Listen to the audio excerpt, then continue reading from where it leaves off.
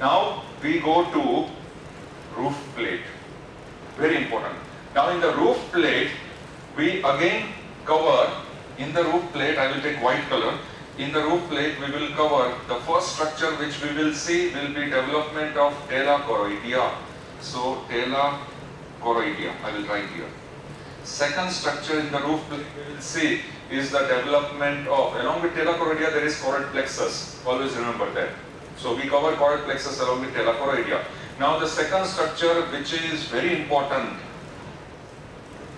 this is known as pineal gland, P-I-N-E-A-L.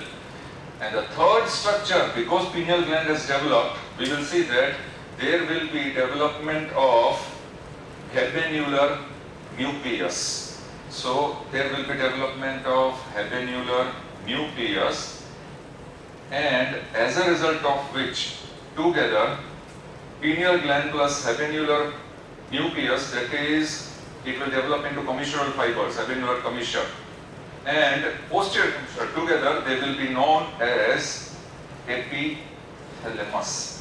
What is epithalamus? Three structures: pineal gland along with two commissures, habenular commissure and posterior commissure. So development of epithalamus. Here we will complete the roof plate. Now we go back to this original diagram. Here we have to complete the roof plate here.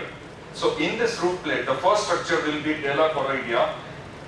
Therefore, in the tela choroidea, the first lining will be, green color I will use, ependymal lining. So therefore, the roof of diencephalon is covered by initially a single layer which will be known as ependymal layer. Now this is the single ependymal layer projection covering the roof of the cavity of diencephalon. Cavity is third ventricle. This ependymal layer will be covered on the outside by layer of vascular mesenchyme.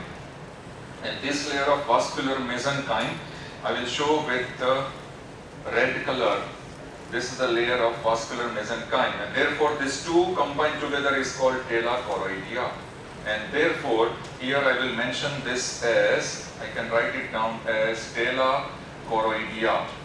This is how tela choroidea is developed. First there is ependymal layer, then external to ependymal layer there is a layer of vascular mesenchyme. The two together they are called tela choroidea. And now what will happen? There will be minute projections of capillary plexuses. Minute projections of capillary plexuses which will pass in the roof of the diencephalon. And these projections of capillary tufts, small tufts of capillaries which are projected in the roof of diencephalon, they are known as choroid plexuses of third ventricle.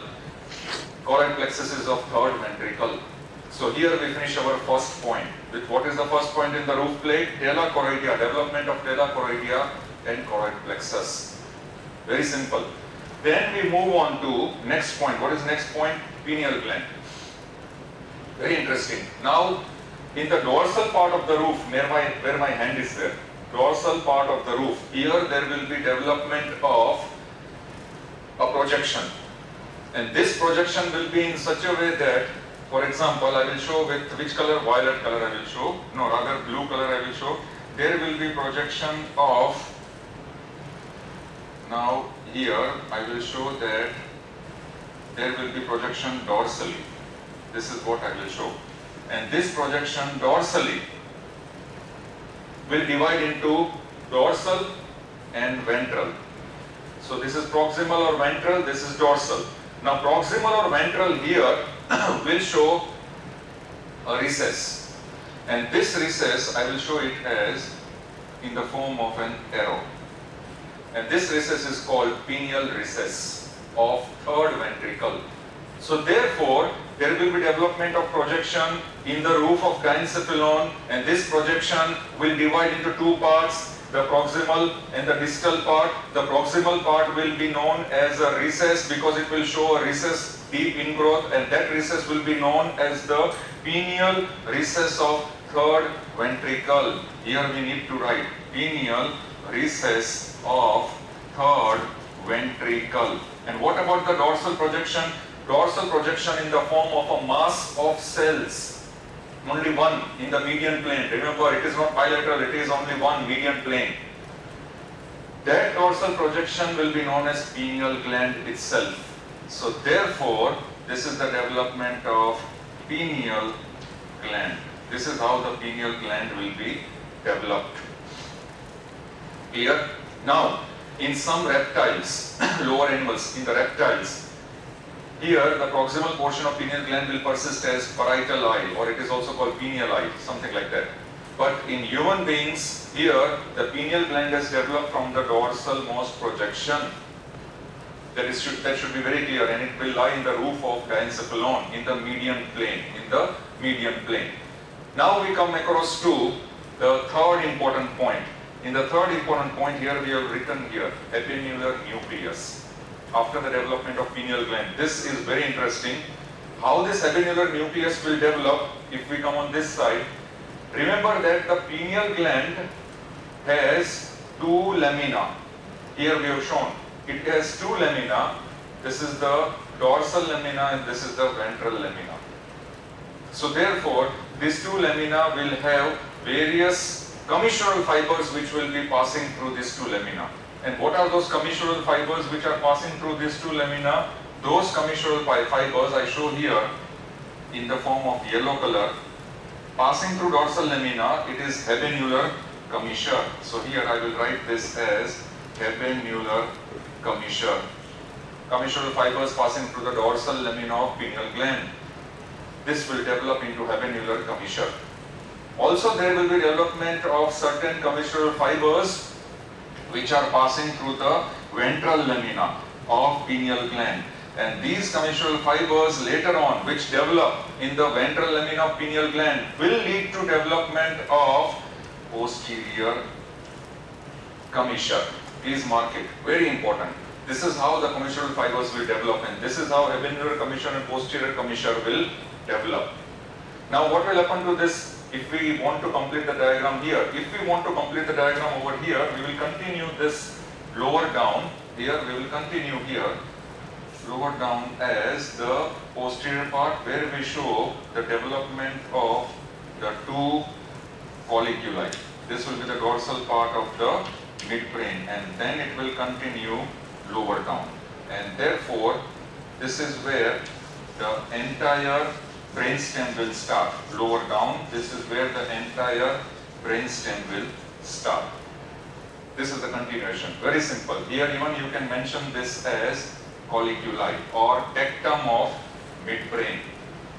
This is just for the completion of the diagram, so that the diagram looks that it is completed. Now here we concentrate.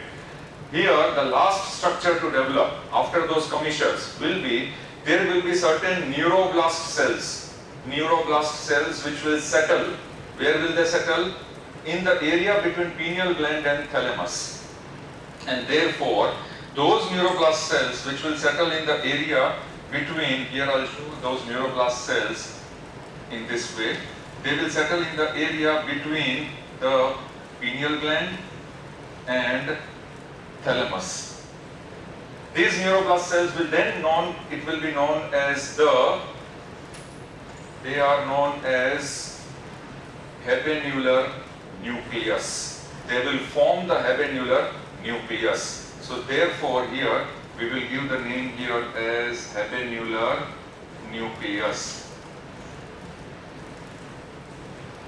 Or they are also known as Lyman habenuli. So this is better known as the habenular nucleus. They are the neuroblast cells which have developed in between the pineal gland and thalamus, and here as the neuroblast cells develop, they will then later on be known as habenular nuclei. So therefore it will lead to development of a gross anatomical area there which will be known as habenular trigone. That habenular trigone you have seen during the external features of the dorsal part of the brainstem. So that habenular trigone will have the development of habenular nucleus. So therefore now three structures together, the habenular commissure, pineal gland and posterior commissure, these three structures will be now known as epithalamus. So here itself, after just rubbing this diagram, we can name at this point these three structures as epithalamus. So therefore, After this, we complete the roof plate. After the mentioning of epithalamus, now we complete the development of the entire roof plate. Now we come to the final picture, floor plate. Very interesting. Now this floor plate, it is the most interesting part. Now in this floor plate, we will take the structures which are located below the hypothalamic sulcus. First point, the entire floor plate will develop in such a way that there will be development of certain nuclei below the hypothalamic sulcus, and these nuclei will encroach on the floor plate of the diencephalon. So therefore this nuclei which develop on the floor plate of diencephalon will be now known as hypothalamic nuclei. So all these hypothalamic nuclei will then develop in the floor plate, and therefore the portion where my hand is there below the hypothalamic sulcus is known as hypothalamus. So this area is also known as, we have written previously, ventral area. Ventral area below the hypothalamic sulcus will be known as hypothalamus. Hypothalamus, please note down, hypothalamus. And the nuclei which will develop here will be known as hypothalamic nuclei. Now, here there are various structures which are occupying the floor of the hypothalamic sulcus or the floor of the diencephalon. In the floor of diencephalon, which is called the floor plate, there are those structures which will develop, which are considered along with hypothalamus. Remember, in the gross neuroanatomy, we have seen those structures, they are included along the floor plate of the hypothalamus. What are those structures that will gradually develop one by one? Those structures which will develop one by one will be from the dorsal to the ventral direction. So the first structure here which we need to develop will be, initially it will be developed as a median projection, proliferation. That median projection or proliferation will be known as median evagination or median mass. And that median mass, initially it is 1, but later on it is divided by longitudinal sulcus into 2, right and left. So initially there is a median projecting mass 1, later on by longitudinal sulcus it will divide into right and left projecting mass. And that right and left projecting mass will form circular masses which are called mammillary bodies. So therefore here we will show, at this point we are going to show that there will be, we continue here, there will be mammillary body which will develop in this way. So here first structure which we show will be mammillary body, and we mark this structure. So here we mark this as mammillary bodies, right and left. First structure is over. Now second structure. Just in front of mammillary body there will be a dilated, once again there will be a dilated projection. There will be a proliferation of mass of cells in front of mammillary body, just anterior to mammillary body, and that will lead to development of, that mass of cells will lead to development of tuber cinereum. Please note down, tuber cinereum. Third structure, in front of that tuber cinereum, now these two are proliferated masses in the median region. Now just in front of tuber cinereum, third structure, it will be seen in the form of diverticulum, projecting diverticulum. And that projecting diverticulum, we will see this in this way. This is the projecting diverticulum, and lower down it will form a mass. So this projecting diverticulum, lower down it will form a mass, and therefore this projecting diverticulum will be now known as infundibular recess of the third ventricle.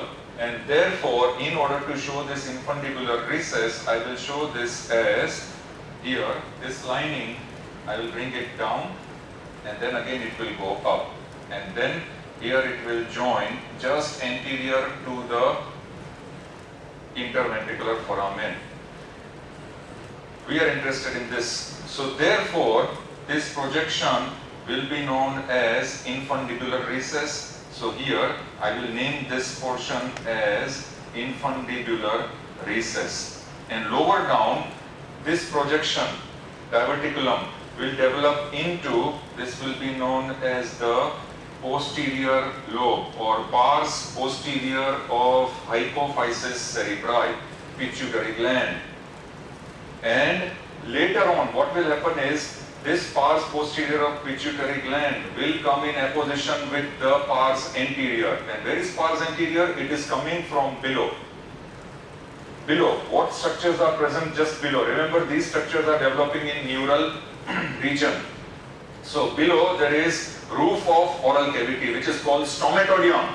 Roof of stomatodium. From the roof of stomatodium, there will be a projection which is coming upwards, and this projection which is coming upwards will then develop into ectodermal projection, which is known as Rathke's pouch. So here, this is the Rathke's pouch, which is seen coming from, here I will show in the form of dots, it is seen coming from below, from the roof of stomatodium. So from the roof of stomatodium, Rathke's pouch will be seen as a projection developing from the roof of stomatodium. It will isolate itself from the roof of stomatodium, it will separate. And these Rathke's pouch will then join with the pars posterior. And therefore, after joining, remember this is anterior, Rathke's pouch is anterior, this will be posterior. So this will, Rathke's pouch will lead to development of pars anterior of hypophysis cerebri, pars anterior of pituitary gland. Therefore, here we should mark this structure as the Rathke's pouch.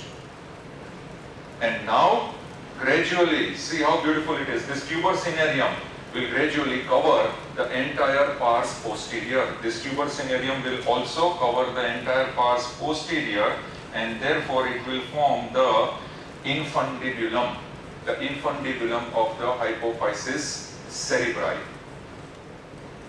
This is how the hypophysis cerebri will develop. And the proximal part here shows the infundibular recess of third ventricle. This is structure number 3. Structure number 1 was medullary body, structure number 2 is tuber cinerarium, structure number 3 is the infundibulum, that is the hypophysis cerebri. Now, structure number 4 will be the most anterior part.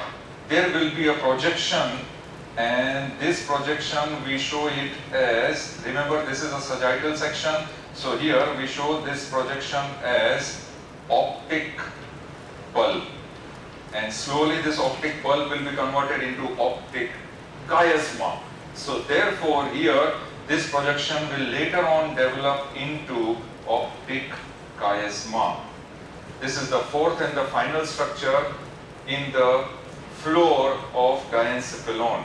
And later on there will be this connection of optic chiasma superiorly with the lamina terminalis. Remember the lamina terminalis where we started with, that lamina terminalis. So therefore here this portion, here I will thicken it, and we should name this as lamina terminalis. The anteriormost part of this, or the cephalic end of the neural tube, or the closure of anterior neuropore into lamina terminalis. So these are the structures which have developed in the floor of diencephalon. Starting from posterior to anterior, medullary body, tuber cinerarium, the infundibulum, how it develops, I have explained it to you, and anteriorly the optic chiasma. Please keep the structures as it is. So therefore, here we finish the entire diencephalon development. Thank you very much.